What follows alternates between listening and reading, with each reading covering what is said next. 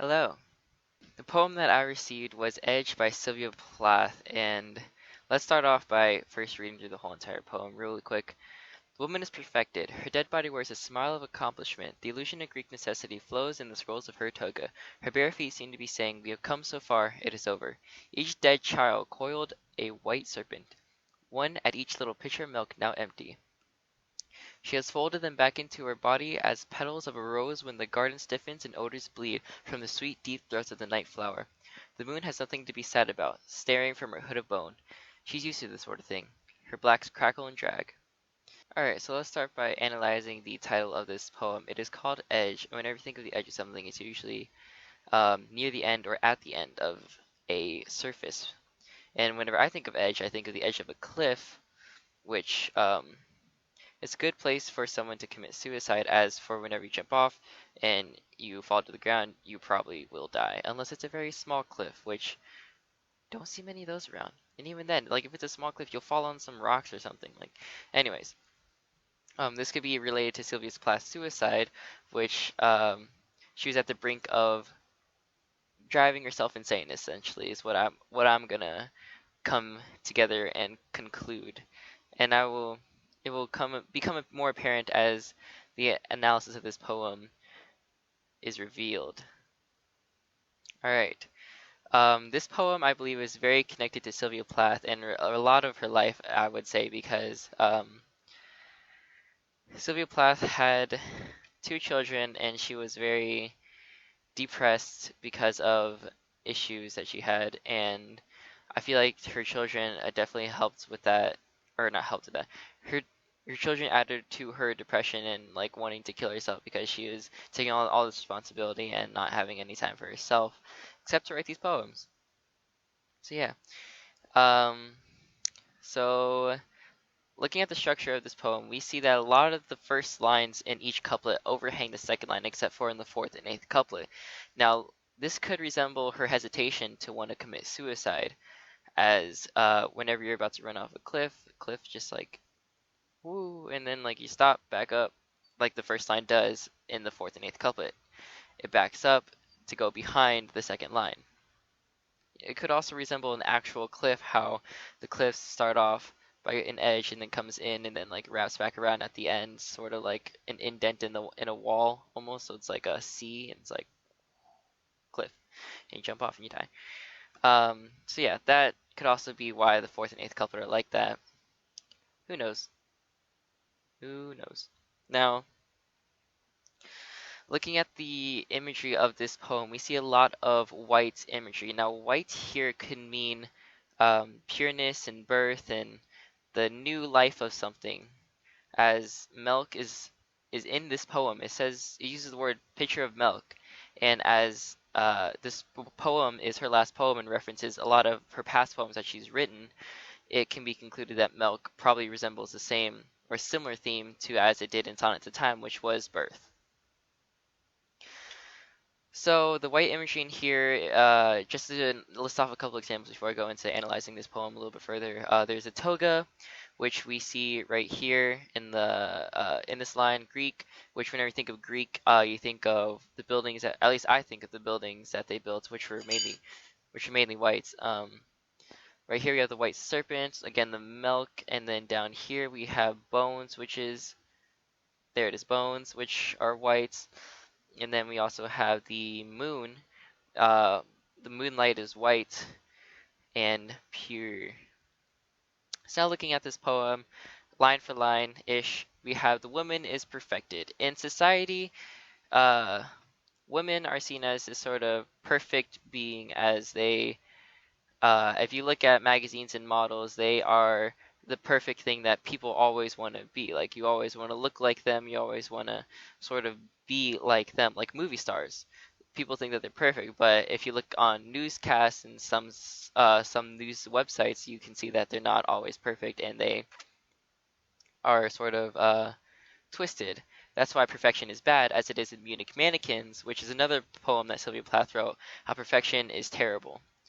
Now here we have the woman is perfected, so this means that the woman is terrible. Next part, it says her body wears a smile of accomplishment. So now Sylvia Plath has committed suicide or attempted to commit suicide multiple times before her final attempt, which is this one where she actually kills herself, which is the accomplishment that she achieves. The smile of accomplishment being her suicide attempt succeeded. Now, as we see, her death is also on the same couplet as Woman is Perfected. So maybe Sylvia Plath uh, sees that death is her way of achieving perfection, that nothing can compare to her now because she's perfect. That's a little bit of a stretch, but that's what I'm going with. Now, the next part, it says, the illusion of a Greek necessity flows in the scrolls of her toga. So back then, like maybe not even during Greek times, but it probably could have been during Greek times, um, we had the husband go to work to get money for the family.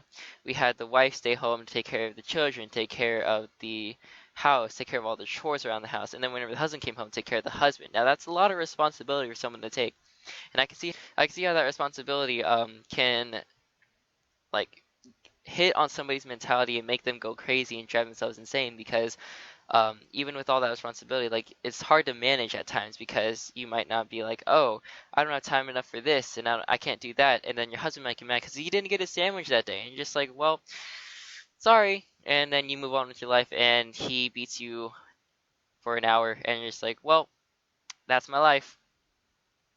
Thus, yeah, thus that illusion in society, having to need this woman as sort of tool to do all those chores for you has created these stereotypes, and then she has these memories and these stories that she writes on scrolls, or in this case poems, that she keeps in her mind, or you can replace the word mind with her togas. The scrolls of her togas is what she remembers, what she writes down in her poems. Next part is her bare feet seem to be saying, we have come so far, it is over. So now we are at the point where she's at the end of her line. She's finally writing her last poem, being Edge, and she is now bringing her stories with her to her grave. She is finally accepting death as her only outing at this point. Now, the next couple lines are kind of peculiar, or next line is kind of peculiar because it says, each child coiled a white serpent. Now, it's funny here because we have a white serpent between a parentheses, so that means we can substitute it in for the subject being the dead child. So the childs are the snakes. Kind of cool. No, I'm just kidding. I'm just kidding. But no, the children basically are these white serpents, and we know white is pureness, but a snake is deadly. It's poisonous. So this child is like pure but deadly, you know? And as we see in the next two lines, one at each little pitcher of milk now empty. So that means that once they were pure, and then now they're being drained of their pureness and becoming the snake. And going back to coiled, so coil is what a snake does to kill its prey. However, that does take a lot of time, and that can be related to children, how maybe Sylvia Plath, she had two children, right? So maybe over time, these children could make her think like, oh man, like, it's too much to bear. I can't take on all this responsibility, which can be related to her miscarriage in her poems. Um, so moving on, we have the next part of the poem, which says, she has folded them back into her body as petals of a rose close when the garden stiffens and odors bleed from the sweet deep throats of the night flower. So now it's very odd how this all sort of blends together because it's a continuous sentence, so it's obviously meant to contain all the information together. So first let's start off by analyzing the night flower, which is obviously the rose, which could also be the yew tree, the night flower being the yew tree, because we have stiffens and odors, sorry, not stiffens and odors bleed, from the sweet deep throats of the night flower. Before that, we have stiffens and odors bleed, which could also be related to death, because stiff, whenever you die, you don't move and you're stiff, you're still. And when odors bleed, the odors that of whenever you die start to leak, like the gases in your body, and it starts to smell really bad. And it's funny how it goes from this odd, like sort of bitter, dark uh, line to this sweetness, and then it's like, what? So it could resemble the yew berries on the yew tree, which are sweet but are poisonous, and whenever you swallow it, you die. So that could relate those two lines. And now, um, pushing back up a little bit, we have, she has folded them back into her body as petals of a rose close when the garden stiffens and odors bleed. So now right here we know the rose could also be the night flower, like I said a couple seconds ago. However, it's weird how it says she has folded them back into her body as petals, but we don't really get clear specification of what them is. It is a very open-ended sort of what is it thing. So it's like it could be her children. She has brought them back with her from because she gave birth to them, so now she's taking them back because she's killing them. So it's like that could be it.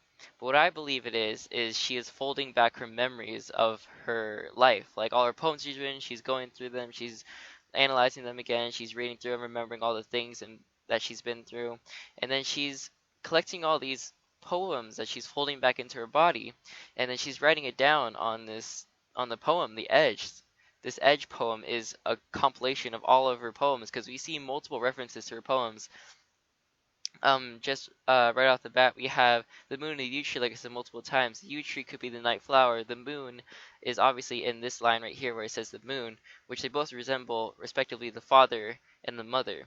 Now, there's also sonnets of time, which if I scroll back up here, there's this Greek necessity, which back then, or not back then, in sonnets of time, it had this weird shift from present day artificial imagery to this past tense sort of Greek time imagery and how everything was different back then, and how through the passage of time things seem to decay and die, like these memories that she had, which is why she's going through them again. And last but not least, there's also the Munich mannequins, which I talked about. How, if I scroll back up here again, the woman is perfected. In Munich mannequins, in all three of these poems, she's written herself. So in Munich mannequins, perfection is bad. Nothing can be perfect because perfection is biased. Yes. All right. Whew. Okay, sorry, that was a mouthful. Yeah. Anyways, the last part of the poem, it says, the moon has something to be said about staring from her hood of bone. She's used to this sort of thing, her blacks crackle and drag. Now, right off the bat, we know from the moon and the yew tree, the moon is obviously the mother. So it's weird for her mother not to be sad, because whenever you have your own child die, that's very depressing and sad. Like, whenever Sylvia Plath had her miscarriage, even though she wasn't born, I don't know if it was she or he, actually. Ooh. Her miscarriage, even though they died, like, it's still very, or even though she didn't know them, it was hard for on her because it was still something that uh she was gonna give birth to, but it died. So yeah. Anyways, that I thought that was very weird. But then I started looking into a little bit and then reading through some of her poems about her mother. More specifically, I read through the Moon and the Yew Tree again, and then it went to the part where it was talking about how her mother and her didn't really get along well per se. There was more like she didn't like her mother or her father actually. Actually, now I think about it, she didn't really like her parents that well. But yeah, so that's why she's staring at her hood of bone. She's used to this sort of thing, which is why she's used to not like looking down on her daughter like a disappointment almost. Which is why it brings us full round almost to her blacks crackle and drag. So we think of she's dead now. Her parents, if they're still alive during this time, which they probably are because they haven't committed suicide yet, because she's only like, what, late 20s, early 30s whenever she kills herself, I think. I should look into that, but I don't know it off the top of my head. Um, her parents, she hears of her parents after they hear of her death, now have to carry this burden of the same burden that she had of her miscarriage, of this depression. Like, they could have done so much more. They could have done better for her, but they didn't. And now it's too late because she's dead, and they can't make up anything for it. So they carry this burden with them all the way to their death, which is why her blacks crackle, which is basically saying decaying. Her blacks could be decaying bones, and crackle. When I think of crackle, I think of a fire actually. So if you burn the bones, they will crackle, which is why you get blacks or like the chars of her dead body, which could be cremated. All right. So now, looking at this poem, we see that there is a lot of white imagery, like as I said earlier, through from her like what Greek, I don't know what is it. Yeah, Greek all the way to bone. That's all white imagery. That's a lot of it too. And then at the end, she uses the word blacks. Now, why would she do that? My thought is that So we go through this pureness, it's slowly getting drained out, slowly decreasing. All the pureness, all the whiteness, all the loving, dovey, good stuff. And then once it's all gone, we're left with nothing. We're left with blackness, like a dark hole. Whenever a star explodes, it loses all its light, and then it implodes on itself, and then creates this empty black hole, which kills things like herself. So I thought that was very interesting how she went from white imagery to this very black, and then we could also there's even a little bit more black imagery at the end because staring from the hood of her bone. Why would a bone have a hood? But if you think about it, the Grim Reaper is a bony figure. Actually, all he is bones, and he has a little scythe, but he has a hood, and that hood is black. So, and it represents death. So there you go. Her blacks and their hood, they all connect together, creating death, which is what is at the end of this poem. She is killing herself at the end of this poem. After she's done, she's done. She's done for good. Like literally, like she's not coming back. Which is why she created Edge. She's on the brink of killing herself, and she finally does it, and she accomplishes it, and she's just so dead now that I don't even know, dude. It's like honestly, like okay, so she kills herself at the end of this poem, right? So this is the end of her. This is her goodbye letter to whoever, whether it's her children. Actually, didn't she kill her children? Oh God, to her parents, to family members. Wait, hold on, that's the same thing. To her friends. You know, it's all for them. It's her goodbye. She's done with it. She's not putting up with it anymore. Everything that she's doing now is for her own good, and she's happy to finally rest in peace in the end by killing herself.